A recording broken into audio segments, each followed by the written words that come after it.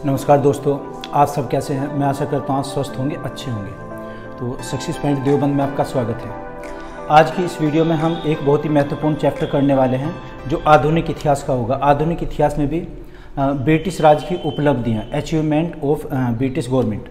तो इसमें क्या करेंगे, जैसे गवर्नर जनरल होते हैं, वायसराय या फिर बंगाल के गवर्नर, भारत के गवर्नर, तमाम इन चीज़ों के बारे में आप चर्चा की जाएगी। दरअसल इनमें ये टॉपिक एक बहुत ही कन्फ्यूजन का रहता है कि बंगाल का गवर्नर पूछा गया या भारत का गवर्नर या भारत का वायसराय। तो आज हम शब्दावली पर विशेष ध्यान देने वाले हैं कि गवर्नर किसे कहेंगे, ये गवर्नर जनरल क्या होगा और वायसराय क्या होगा, भारत का प्रथम वायसराय कौन था, स्वतंत्र भारत का प्रथम वायसराय कौन था और भारत का गवर्नर जनरल कौन था।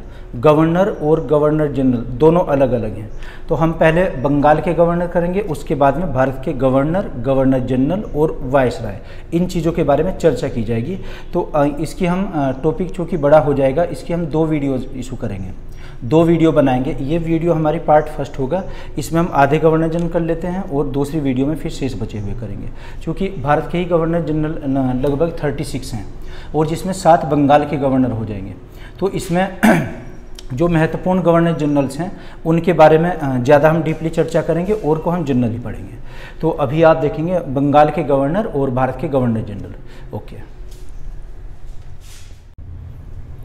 बच्चों, तो हम ये देखते हैं पहले कि बंगाल का पहले गवर्नर कौन बना है और भारत का गवर्नर। देखना ऐसा था, जब यहाँ पर प्लासी का एक युद्ध हुआ था, तो प्लासी के युद्ध में समझो कि अंग्रेजों ने यहाँ पर नींव रखी थी। प्लासी के युद्ध के बाद में क्लाइव बंगाल का गवर्नर बना। इससे पहले जो लॉर्ड क्लाइव था, ये एक कलर के पद पर हुआ करता था मद्रास में, वाटसन के साथ में। तो जैसे गवर्नर होंगे, एक तो बंगाल का गवर्नर, भारत का गवर्नर। उस टाइम पर प्रेसिडेंसी हुआ करती थी, जैसे बंगाल का क्षेत्र होगा, यानी कि उस टाइम पर असम, मेघालय या बांग्लादेश, बंगाल, बिहार, उड़ीसा सब एक था। ये मद्रास प्रेसिडेंसी, ये बम्बई प्रेसिडेंसी हुआ करती थी। तो प्रेसिडेंसियों में ये अलग हमारा देश विभक्त था। तो बंगाल प्रेसिडेंसी, इसमें सबसे प्रमुख प्रेसिडेंसी हुआ करती थी। प्रेसिडेंसी का हम एक अर्थ ये लगा सकते हैं कि कैपिटल, जहाँ पर ब्रिटिश रेजिडेंट रहेगा उस स्थल को प्रेसिडेंसी कहेंगे। सबसे मेन प्रेसिडेंसी कौन सी थी? बंगाल की प्रेसिडेंसी। तो बंगाल का जो गवर्नर बनता था, यहाँ तो मुख्य गवर्नर था, और जो मद्रास प्रेसिडेंसी, बम्बई प्रेसिडेंसी हुआ करती थी। ये कौन सी? बम्बई, और ये मद्रास। मद्रास प्रेसिडेंसी में बंगाल के गवर्नर के द्वारा बनाए गए नियम ही लागू होंगे, यानी कि बंगाल का मेन हुआ करता था। तो खैर, बंगाल का पहला गवर्नर लॉर्ड क्लाइव। अब लॉर्ड क्लाइव के हम कार्य करते हैं, और देखना इसमें जो 7वें नंबर पर हुआ है लॉर्ड क्लाइव 2 बार आया हुआ था। एक बार इलाहाबाद की संधि जब हुई थी यहाँ पर बक्सर के युद्ध के बाद में, और वारेन हेस्टिंग, और फिर भारत का गवर्नर भी वारेन हेस्टिंग। ये 2 वर्षों तक तो वारेन हेस्टिंग बंगाल के गवर्नर के पद पर रहा है। उसके बाद में भारत का गवर्नर जनरल बनाया गया। खैर, हम इनकी विशेषता करते हैं। बंगाल के गवर्नर, यानी कि जो बंगाल का एक गवर्नर होगा, बम्बई और मद्रास प्रेसिडेंसी पर भी इसके नियम लागू होंगे। बंगाल का गवर्नर पहले क्लाइव था, तो क्लाइव की क्या विशेषता, इसको हटा देते हैं। एक तो इसके शासनकाल में श्वेत विद्रोह हुआ था। देखना, विद्रोह और युद्ध अलग अलग हैं। एक हम पढ़ेंगे बक्सर का युद्ध 1764 में। बक्सर का युद्ध ही एक पहला विद्रोह भी बना था। 1764 में भारत का पहला विद्रोह, बक्सर का युद्ध। बक्सर के युद्ध में विद्रोह क्या होता है? रिवॉल्यूशन या क्रांति जिसे कहेंगे, कि जब किसी सरकार के खिलाफ बगावत की जाती है, यानी कि सरकार विरोधी हो जाते हैं वहाँ के नागरिक या वहाँ के कोई पदाधिकारी। तो एक श्वेत विद्रोह हुआ था। ब्रिटेन से जो सेना आई थी यहाँ पर, उसने क्लाइव के विरुद्ध दोहरे वेतन को लेकर एक विद्रोह किया था, और क्लाइव के जो सैनिक थे, श्वेत सैनिक, वो भारतीय सेना के साथ में मिले थे। इसलिए बक्सर के युद्ध को हम भारत का पहला विद्रोह भी कहेंगे। और भारत का पहला महान विद्रोह कौन सा था? 1857 का विद्रोह। तो क्लाइव ने क्या किया? एक तो इसके शासनकाल में क्या हुआ? श्वेत विद्रोह, व्हाइट रिवॉल्यूशन, श्वेत विद्रोह। एक तो ये हुआ विद्रोह, है ना, व्हाइट रिवॉल्यूशन, किसके शासनकाल में? क्लाइव के। और एक हुआ था यहाँ पर द्वैध शासन लगाया गया था। द्वैध शासन,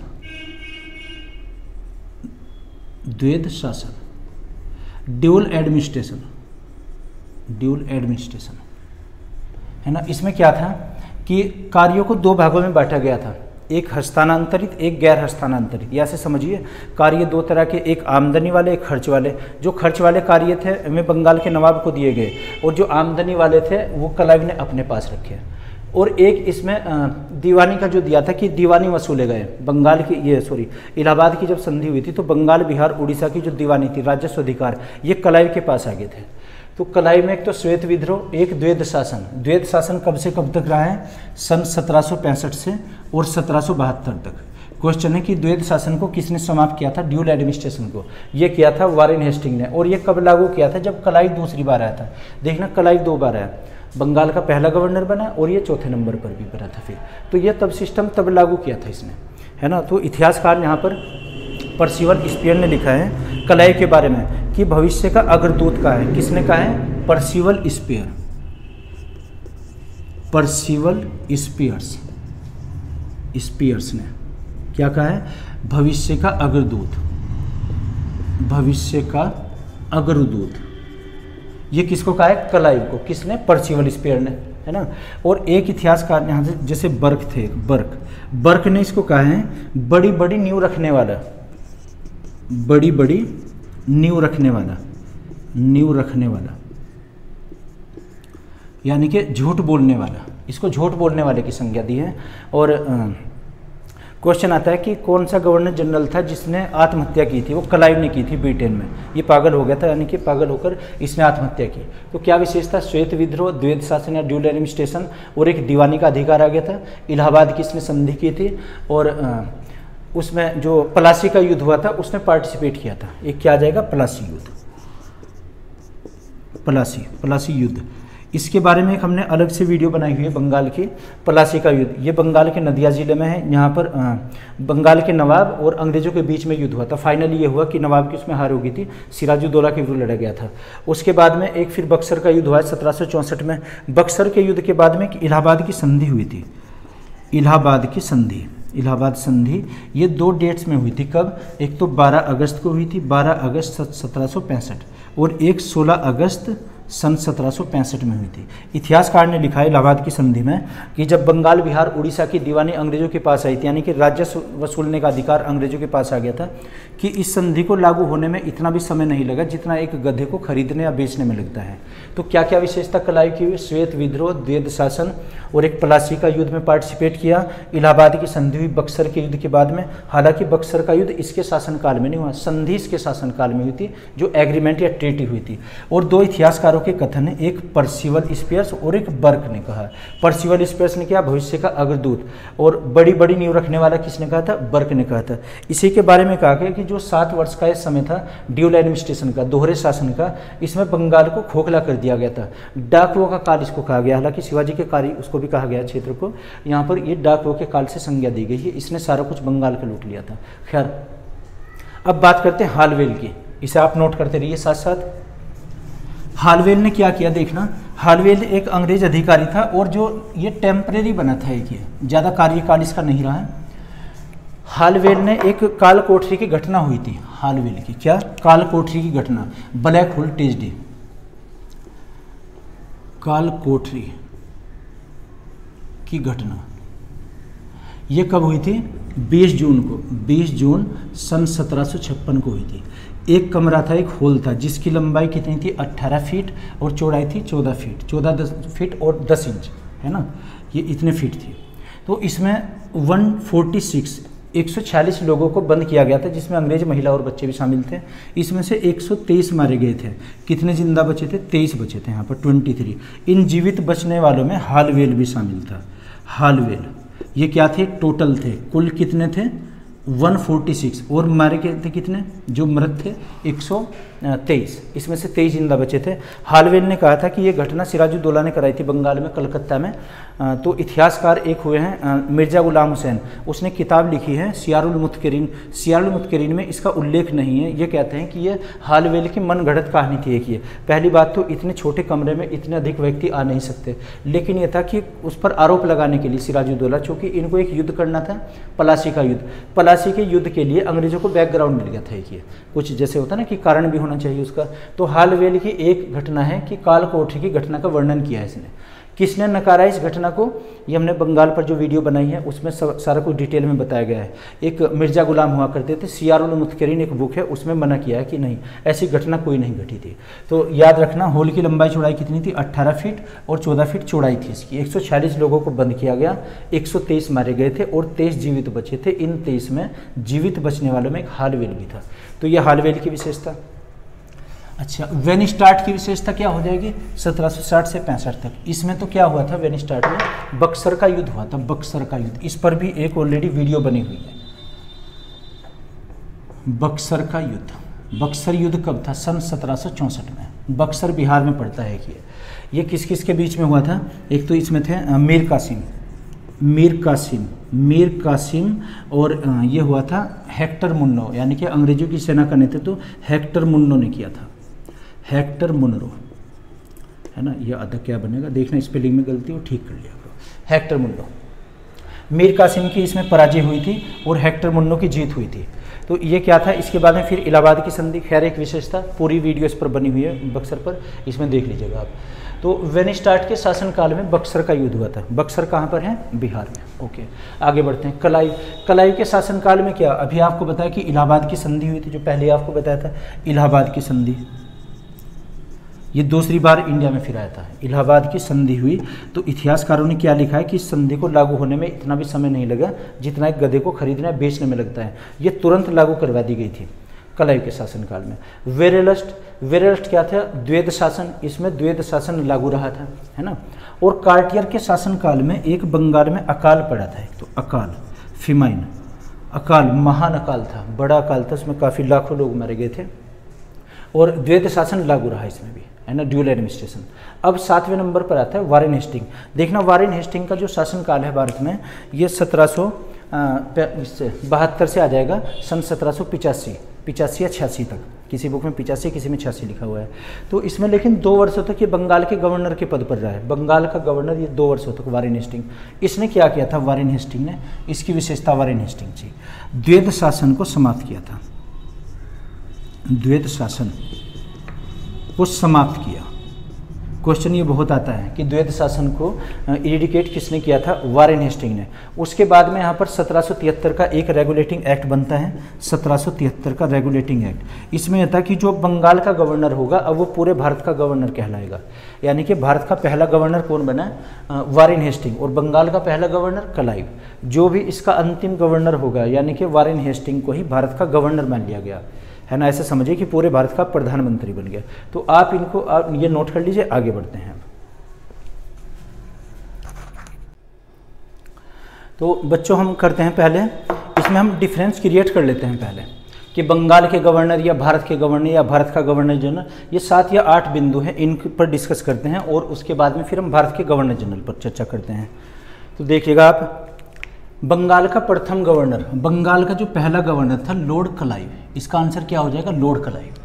दूसरा, भारत का प्रथम गवर्नर, आपको बताया था ना अभी कि 7वें नंबर के वारेन हेस्टिंग बने थे।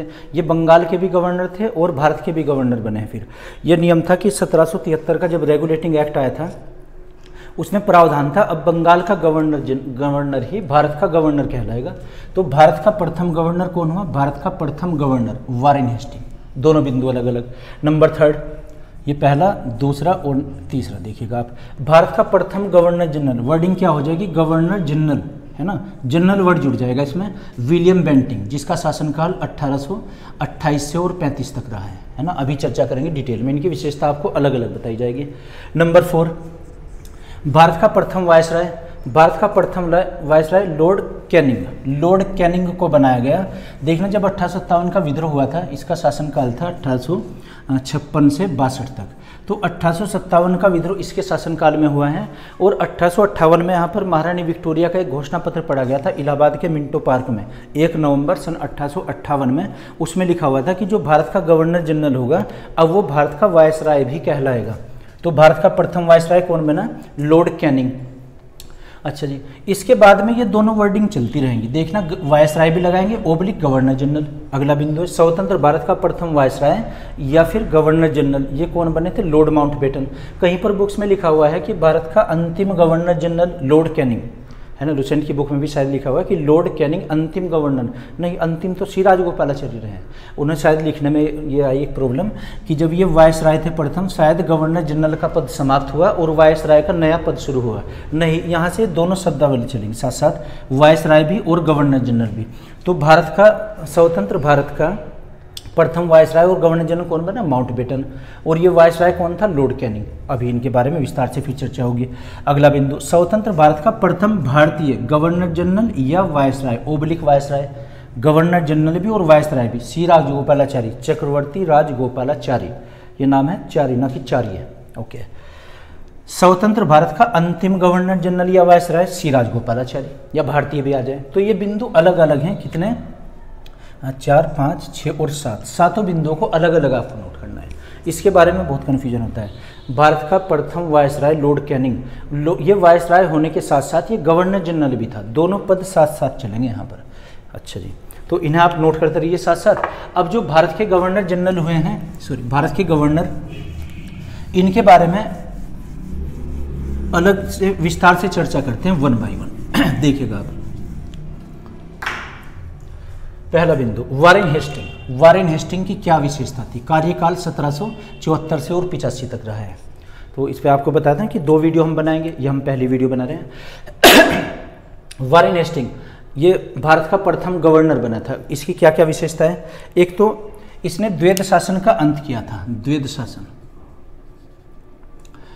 शासन समाप्त किया था, 1772 में ही कर दिया था जब ये बंगाल का गवर्नर था। द्वैध शासन की समाप्ति 1772 में की। और एक इसमें रेगुलेटिंग एक्ट पास हुआ था, रेगुलेटिंग एक्ट। रेगुलेटिंग एक्ट में क्या था? ये 1773 में था, यानी कि जब बंगाल का ये गवर्नर बना उसी टाइम पर रेगुलेटिंग एक्ट यहाँ पर आया था। ये प्रथम अंकुश था ब्रिटिश सरकार का ईस्ट इंडिया कंपनी पर। इसमें क्या था कि भारत में एक हाई कोर्ट स्थापित किया जाएगा, उच्च न्यायालय, एक उच्च न्यायालय स्थापित किया जाएगा जिसमें 1+3 बराबर 4 न्यायाधीश होंगे। एक मुख्य होगा और 3 अन्य। ये क्या था? मुख्य न्यायाधीश और ये अन्य न्यायाधीश।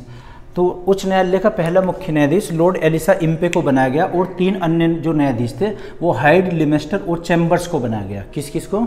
मुख्य न्यायाधीश कौन? Lord Elijah Impey, Lord Elijah Impey, है ना।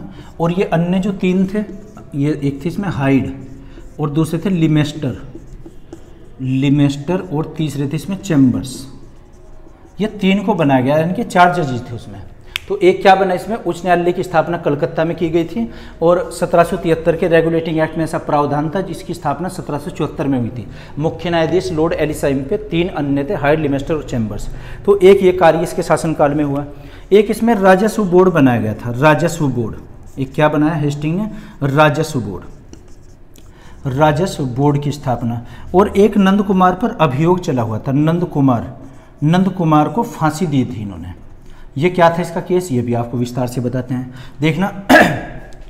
ये एक बंगाल के दीवान हुआ करते थे, इनको दीवान पद से हटा दिया करता, यानी कि नंद कुमार एक दीवान थे।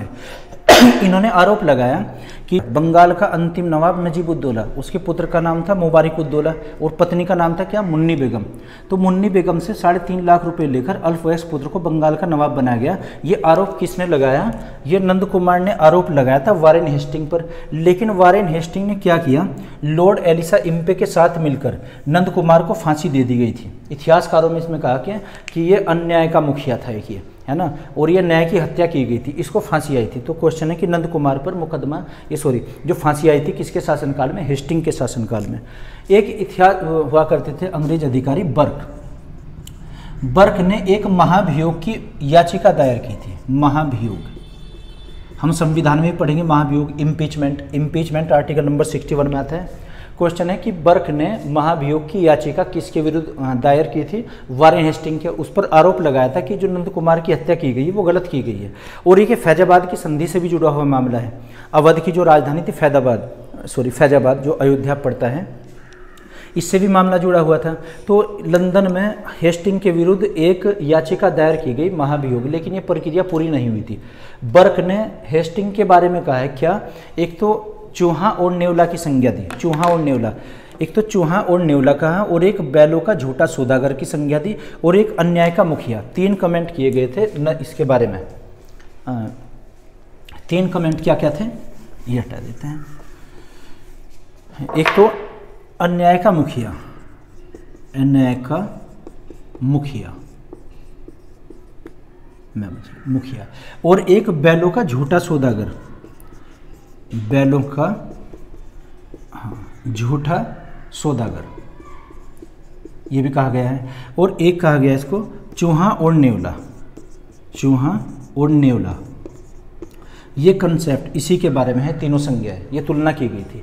तो ये इसके शासनकाल में कार्य हुए हैं, है ना। और एक राजस्व बोर्ड की स्थापना, और एक यहाँ पर संधि हुई थी, बनारस की संधि की और फैजाबाद की संधि, वो हमने उसमें अवध वाली वीडियो में बनाया गया है। तो खैर ये विशेषताएं किसकी थी? वारेन हेस्टिंग की। आगे बढ़ते हैं। वारेन हेस्टिंग की सबसे बड़ी विशेषता, द्वैत शासन का अंत किया, इस पर महाभियोग चलाया गया था, और एक हाई कोर्ट की स्थापना की गई, और नंद कुमार पर को फांसी दी गई थी। आगे बढ़ते हैं जी। कार्नवालिस, कार्नवालिस की क्या विशेषता? एक तो कार्नवालिस की जो कब्र बनी हुई है गाजीपुर में बनी हुई है। इसकी जो समाधि है, समाधि कहाँ पर? गाजीपुर, गाजीपुर उत्तर प्रदेश में बनी हुई है ना। दूसरी एक विशेषता, कार्नवालिस संहिता बनाई थी, कार्नवालिस संहिता, कार्नवालिस संहिता कोड बना हुआ था, संहिता। और एक दास प्रथा पर रोक लगाई, दास प्रथा पर रोक। देखना, दास प्रथा का अंत करना या रोक लगाना ये अलग अलग चीज़ें हैं। दास प्रथा का अंत एलन बरो ने किया था कानून नंबर 5 बनाकर, और इसने सिर्फ रोक लगाई थी। और एक यहाँ पर सिविल सर्विस का जन्मदाता कहा जाता है, जो ICS की परीक्षा थी, इंडियन सिविल सर्विस। ICS की परीक्षा ये भारत में होने लगी थी, सन बाद में 1923 में हुई है वैसे तो। और कलकत्ता मदरसा या जो वहाँ पर एक फोर्ट विलियम था उसको केंद्र बनाया गया था उसका। पहली परीक्षा भारत में इलाहाबाद में हुई थी, ट्रेनिंग हुआ करती थी कलकत्ता में। खैर, कार्नवालिस ने क्या किया?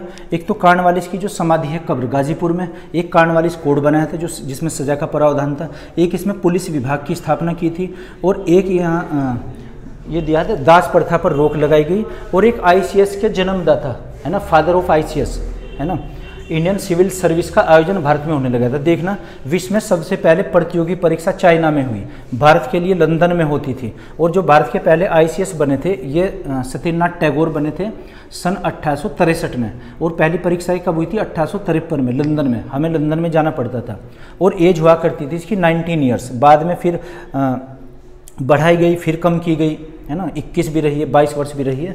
तो इसके बारे में अलग से टॉपिक है, जब लिटन का आएगा तब बताएंगे। और एक और क्या किया था? ICS का जो यहाँ पर ट्रेनिंग सेंटर कलकत्ता में बना था, पहली परीक्षा आयोजित जो हुई थी इलाहाबाद में हुई थी। ओके, ये किसकी विशेषता? कार्नवालिस की। तो आप ये विशेषताएं नोट करते रहिए, इसकी 1 बाय 1 ये सारी हम पढ़ लेंगे। ओके। टेलीग्राम पर हमने इसकी PDF भी डाली हुई है, कुछ अगर आप देखना चाहें तो कमेंट बॉक्स में उसका लिंक दिया हुआ है, वहाँ से कर सकते हैं। जॉन शोर की विशेषता, जॉन शोर की एक थी हस्तक्षेप की नीति, नॉन इंटरफेरेंस पॉलिसी, हस्तक्षेप की नीति। इसका मीनिंग क्या हुआ कि किसी भी राज्य के अंदरूनी मामले में अंग्रेज कोई दखलंदाजी नहीं करेंगे, कोई इंटरफेयर नहीं करेंगे। हस्तक्षेप की नीति जॉन शोर की, इसकी एक ही विशेषता है। वेलेजली देखिए आप, ये लॉर्ड वेलेजली। अच्छा, इनके नाम में लॉर्ड क्यों लगाते थे? ये हाउस ऑफ लॉर्ड्स के सदस्य हुआ करते थे, लंदन का या ब्रिटेन का जो अपर सदन था। जैसे हमारा अपर सदन कौन सा है? उच्च सदन, राज्यसभा। जैसे हमारा राज्यसभा, वहाँ पर House of Lords, House of Lords के जो MP होंगे, सदस्य होंगे, वो अपने नाम में लॉर्ड्स लगाते थे। ओके। वेलेजली की क्या विशेषता? एक तो भारत में नियुक्ति के समय इसकी आयु 37 वर्ष थी, 37 वर्ष आयु। लेकिन डलहौजी की आयु 36 वर्ष थी। क्वेश्चन आया हुआ है, निम्नलिखित में से किस गवर्नर जनरल वायसराय की न्यूनतम आयु थी? सबसे कम आयु के कौन थे? डलहौजी। और अगर डलहौजी ऑप्शन में नहीं होगा तो हम क्या आंसर लगाएंगे? वेलेजली। वेलेजली की क्या थी? एक सहायक संधि, सहायक संधि। ये सहायक एग्रीमेंट जो TT हुआ करती थी उस पर सिग्नेचर करा लिया करते थे। इसका मीनिंग था कि जो भी कोई राज्य होगा, ये राज्य के अंदरूनी मामले में तो कोई दखलंदाजी करेंगे, लेकिन जो इसके बाहरी कार्य हुआ करते थे, वैदेशिक कार्य, जो विदेश के कार्य थे, विदेश के कार्य सब अंग्रेज करेंगे। मान लो किसी देश के साथ में विदेश नीति आयात निर्यात होना है, कौन करेंगे? अंग्रेज करेंगे। लेकिन ये अंदरूनी मामलों में कोई दखलंदाजी, कोई इंटरफेयर नहीं करते थे। सहायक संधि। हमारे एग्जाम में क्या क्वेश्चन आया है कि सहायक संधि पर सबसे पहले किसने हस्ताक्षर किए थे? तो इसमें नाम आएगा हैदराबाद के। हैदराबाद ने सबसे पहले किए थे, उसके बाद में फिर मैसूर ने किए थे, उसके बाद में तंजौर ने किए थे, तंजौर, फिर अवध। अवध का जो नाम आएगा सन 1801 में, इसका हमें सन याद करना है अवध का, और हैदराबाद का ये शायद 1798 में हुआ था इसी के। अवध के बाद में फिर पेशवा, पेशवा के बाद में फिर भोसले, है ना, भोसले, और एक आएगा इसमें फिर जो मध्य प्रदेश में से सिंधिया, सिंधियाओं ने किए थे, सिंधिया।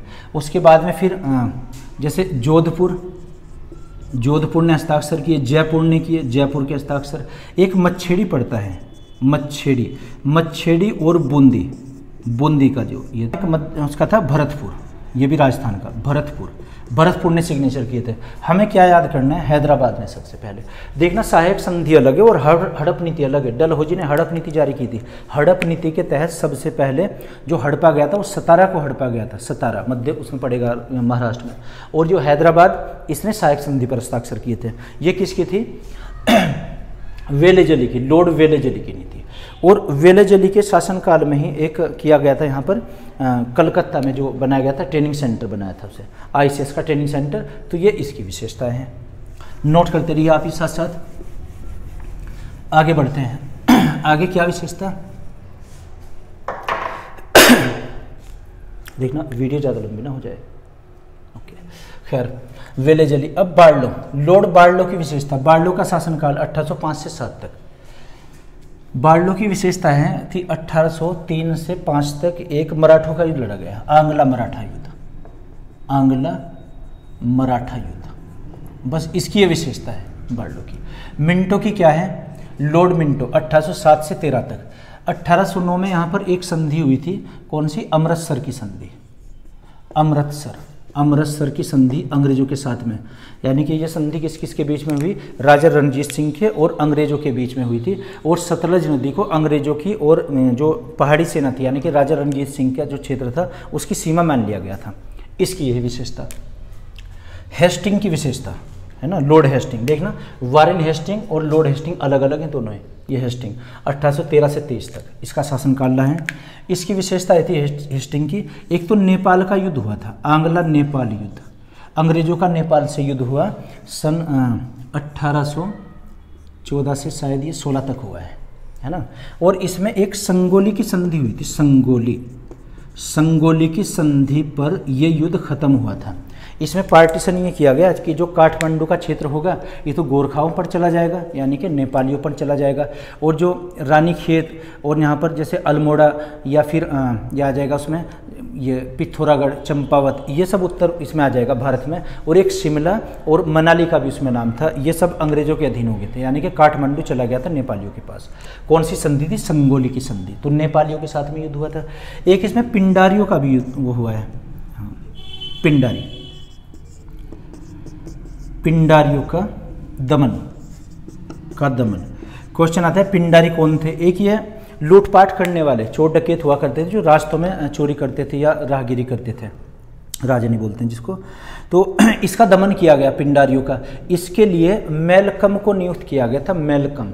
एक तो मेलकम थे इसमें और एक हिपलोस, अंग्रेज अधिकारी। मेलकम, मेलकम और हिपलोस, हिपलोस। स्वयं हेस्टिंग भी था इनके साथ में, इन्होंने दमन किया था। और इसके 4 नेता हुआ करते थे। एक तो ये चीतू, चीतू पांडे, और एक करीम खां, करीम, और एक अमीर खां, अमीर खां, और एक वासिल, एक था इसमें वासिल अली। ये 4 थे इसमें। ये चीतू ये मेन था। जब इन पर दबाव डाला गया, इनको हराया गया, एक उसमें मैदान में इनको जंगल में घेर लिया गया, असीरगढ़ के जंगल में। चीतू को तो चीता नहीं खा लिया था, ऐसे याद रखेंगे। तो इसका दमन किसने किया? मेलकम ने। मेलकम ने पिंडारियों के बारे में कहा कि पिंडारी कौन थे? कि ये मराठा शिकारियों के शिकारी कुत्ते थे। इनको जो पावर मिली हुई थी ना, जो एक शय मिली हुई थी, वो मराठाओं की मिली हुई थी। तो मेलकम ने क्या कहा इसको? कि मराठाओं के शिकारी कुत्तों की संज्ञा इसको दी गई है। तो पिंडारियों का दमन किया, नेपाल से युद्ध हुआ, ये इसकी विशेषता थी। आगे बढ़ते हैं। ये हेस्टिंग की। अब एडम की विशेषता। एडम 1823 से 23 तक। और उसके बाद है फिर एमस्ट। एडम ने क्या किया था? अखबारों पर रोक लगाई थी, अखबार पर रोक लगाई थी। और मैटकॉफ ने रोक को हटाया था, इसलिए मैटकॉफ को अखबारों का मुक्तिदाता कहते हैं। ये इसकी विशेषता। एमहस्ट की क्या विशेषता थी? अभी देखते हैं, तो आप ये नोट करते रहिए। ओके जी। तो देखना अब हम क्या पढ़ेंगे इसमें, एमहर्स्ट। एमहर्स्ट का कार्यकाल क्या रहा है 1823 से और 28 तक। एक तो इसने क्या किया था, जो मुग़ल बादशाह थे, मुग़ल बादशाह में एक बराबरी के स्तर पर इन्होंने बात की थी, यानी कि अब दरबार में 2 सिंहासन लगने लगे थे, तो दरबार में बराबरी के स्तर पर बात की गई। और यहाँ पर B10 का सिक्का यहाँ पर चलने लगता है। हालांकि सिक्कों का युग कहते हैं कर्जन के युग को, क्वाइनेज है ना, coinage of Indian currency, Bharat में सिक्कों का युग। प्राचीन काल में हम पढ़ेंगे गुप्त काल को, और इसमें आधुनिक काल में कर्जन के काल को। लेकिन यहाँ पर जो वहाँ का सिक्का था B10 का, वो चलन में आ गया था। एक तो करेंसी चलन में आ गई, यानी कि एमहर्स्ट का क्या, जो सिक्का था वहाँ का करेंसी, ये चलन में आ गया था, भारत में चलने लगा था अभी। दूसरा, इसने मुग़ल बादशाह के साथ में, जो मुग़ल बादशाह के साथ में बराबरी के स्तर पर बात की थी, बराबरी स्तर पर। अब वहाँ पर लाल किले में 2 सिंहासन लगने लगे थे, एक भारतीय इसका मुग़ल बादशाह का और एक अंग्रेजों का लगता था। इसकी ये विशेषता है एमहर्स्ट की। विलियम बेंटिंग की पढ़ते हैं विशेषता, तो ये इम्पोर्टेंट है विलियम बेंटिंग। देखना, अभी आपको बताया था कि भारत का गवर्नर जनरल कौन बना था, भारत का गवर्नर पढ़ रहे थे अमित, तो गवर्नर, और ये क्या हुआ, William Bentinck governor general, William Bentinck. ये क्या था, एक तो भारत का प्रथम गवर्नर जनरल ये आता है वर्ड, तो ध्यान दीजिएगा। अब तक जो हमने पढ़ा है भारत का गवर्नर, अब इसमें गवर्नर जनरल वर्ड जुड़ गया था, है ना। एक तो ये किया, एक इसने सती प्रथा का अंत किया था। सती प्रथा के लिए कानून नंबर 17 बनाया था, 17 रूल नंबर 17। इसको हम लिखेंगे ये 5, इस तरीके से आता है, रोमन सिस्टम में लिखा हुआ कि रूल 17 किससे रिलेटेड था, ये सती प्रैक्टिस का एबोलिशन जब किया था, इसका अंत किया था कानून नंबर 17 बनाकर। क्वेश्चन आता है कि भारत में सती प्रथा का प्रथम प्रमाण कब मिलता है, 510 ईस्वी के एरण अभिलेख। एरण कहाँ पर है, गुजरात में। यहाँ पर एक सैनिक थे गुजरात के, नाम क्या था उसका, गोपराज की पत्नी सबसे पहले सती हुई थी, है ना। इसका सबसे पहला प्रमाण मिलता है एरण का अभिलेख। लेकिन जो कानून बनाकर इसने सती प्रथा का अंत किया था, और एक अंग्रेज अधिकारी सलीमैन भी हुआ करते थे, सलीमैन को इसके लिए नियुक्त किया। लेकिन इसने एक ठगी प्रथा का भी अंत किया था, ठगी प्रथा, है ना। वेस्टर्न कोस्ट पर ठगी प्रथा लागू थी, इसमें ठग थे, ये भी ऐसे थे जैसे पिंडारी थे, यानी कि ये लोगों से सामान चुराते थे, उनसे लूटपाट करते थे। इसका भी अंत किया था, इसके लिए भी सलीमैन को नियुक्त किया। तो एक तो सती प्रथा का अंत किया, एक ठगी प्रथा का अंत किया, है ना, कानून नंबर 17 के तहत। ओके, एक इसने क्या, अंग्रेजी को शिक्षा का माध्यम बनाया था, अंग्रेजी। और एक कलकत्ता में प्रथम चिकित्सा वो खुला था, चिकित्सा या मेडिकल कॉलेज, प्रथम मेडिकल कॉलेज। ये कहाँ पर बनाया गया, कलकत्ता में बनाया गया था। और एक संभागीय विभाजन, हर डिपार्टमेंट अलग अलग किए गए थे। और एक इसने भेदभाव को समाप्त किया था कि सरकारी नियुक्ति में जो भेदभाव, जन्म, मूल वंश या स्थान को लेकर अगर डिस्क्रिमिनेशन है, भेदभाव है, सरकारी पदों पर यह नहीं होगा। ये तो बहुत अच्छा काम किया था।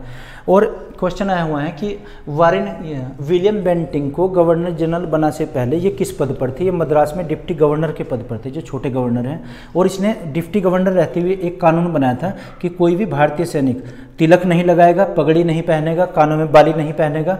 उसको लेकर वेल्लोर में विद्रोह हुआ था, सन 1806 का विद्रोह वेल्लोर में हुआ था। ये कब था, जब ये वेल्लोर यानी कि दक्षिण में मद्रास में गवर्नर के पद पर थे। बाद में फिर प्रमोशन हुआ तो भारत के गवर्नर जनरल बना दिया गया।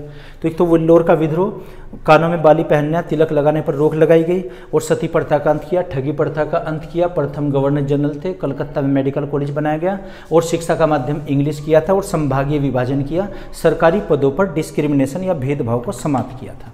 आगे बढ़ते हैं। इसके बाद में आता है मैटकोफ ने देखना क्या किया था। मैटकोफ एक ही विशेषता, अखबारों से रोक हटाई थी, अखबारों का मुक्तिदाता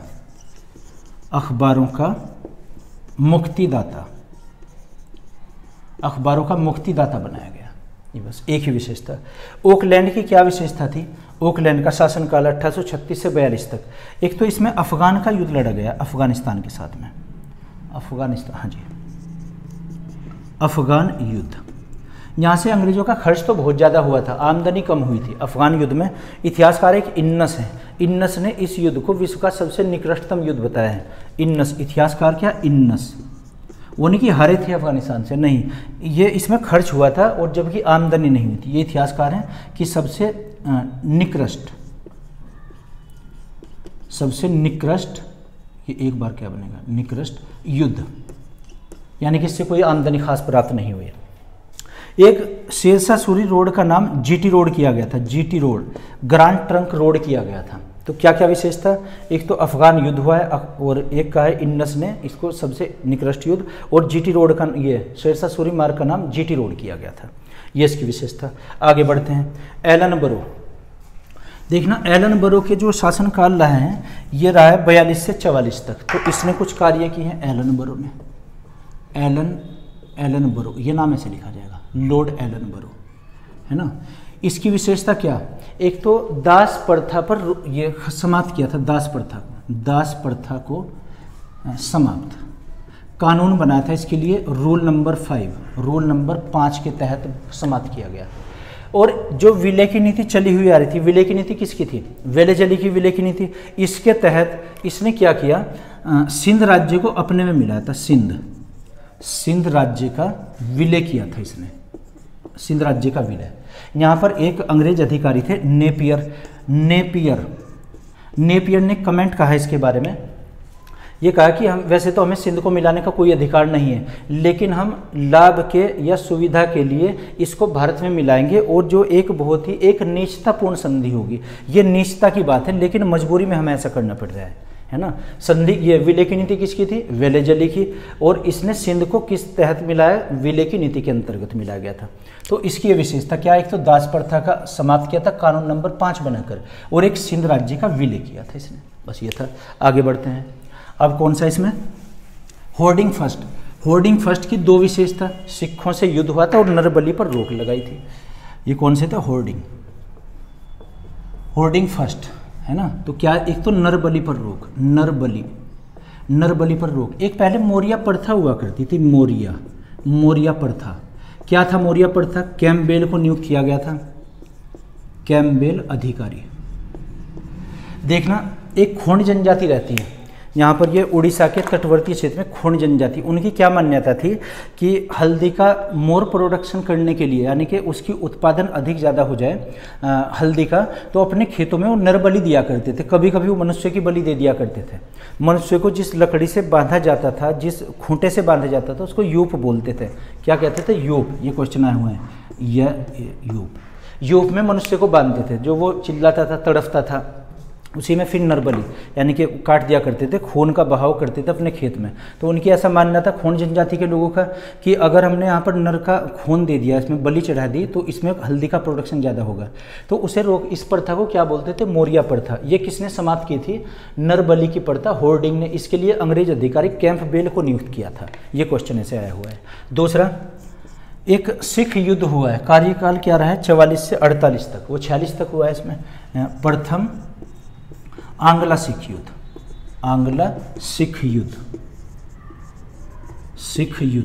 है ना। इस युद्ध में फिर यहाँ पर एक भैरवाल की संधि हुई थी, और उसमें ये सिखों को हरा दिया था। ये 5 भागों में लड़ा गया, जैसे मुंदकी का युद्ध, और ये अलीवाल का, बद्दोवाल का युद्ध, सबराव की लड़ाई, इसको सबराव की लड़ाई भी कहते हैं। तो होर्डिंग की 2 विशेषता, ये सिखों से युद्ध हुआ था, नरबली पर रोक लगाई गई थी, अंग्रेज अधिकारी कैंपबेल को नियुक्त किया गया था। इसके बाद के जो गवर्नर जनरल वायसराय हैं, वो हम दूसरी वीडियो में इस पर चर्चा करेंगे, क्योंकि वीडियो ज़्यादा बड़ी हो जाएगी। तो इसका पार्ट 2 जल्दी इसमें लॉन्च कर देंगे। आशा करता हूँ कि आपकी समझ आया होगा। अगर फिर भी नहीं तो कमेंट बॉक्स में आप लिख कर बताइएगा। जो इसमें कमेंट बॉक्स में लिंक दिए गए हैं, पुरानी और भी वीडियोज़ हैं, वो जनरल स्टडी के, है ना। खासतौर से संविधान की और आधुनिक इतिहास की बहुत ही अच्छी वीडियो बनी हुई है, आप चाहे तो उनको देख सकते हैं। तो मैं आशा करता हूँ आपकी ये समझ आया होगा, और अगर कोई और डिस्कस करना है तो कमेंट बॉक्स में आप लिख कर बताइएगा। Okay, thank you.